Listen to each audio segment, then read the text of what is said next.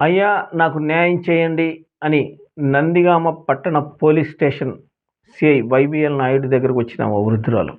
వృద్ధాప్యంలో కన్న కొడుకు తన తల్లిని వృద్ధాశ్రమంలో పెడుతున్నటువంటి ఈ రోజుల్లో, కన్న తల్లిదండ్రుల్ని సైతం దూరం చేస్తున్నటువంటి కన్న కొడుకులున్న ఈ కలికాలంలో అలాంటి సంఘటనే నందిగామలో జరిగింది. నందిగామ పట్టణం పోలీస్ స్టేషన్లో సిఐ వైబిఎల్ నాయుడు దగ్గరికి ఒక వృద్ధ మహిళ, అయ్యా నా బిడ్డలు నన్ను సరిగ్గా చూడటం లేదు, నా వృద్ధాప్యాన్ని అవమానకరంగా హేళనగా చూస్తున్నారు, నాకు న్యాయం చేయండి అని వస్తే తన హృదయం చెలించి తన కుటుంబ సభ్యుల్ని తన కొడుకుని పిలిచి న్యాయం చేశారు.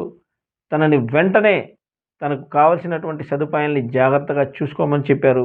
వృద్ధాప్యంలో పెద్దల్ని ఏ రకంగా చూసుకోవాలి, ఎలా చూసుకోవాలని మందలించి వారికి తగు జాగ్రత్తలు చెప్పి స్టేషన్ నుండి ఆ వృద్ధ మహిళని తన బాధని వ్యక్తపరుచున్న తీరుతో తన హృదయం చెలించి తనకు న్యాయం చేసిన వైబిఎల్ నాయుడు, నందిగామ పట్టణ సిఐ, నందిగామ పట్టణ పోలీస్ సిబ్బంది.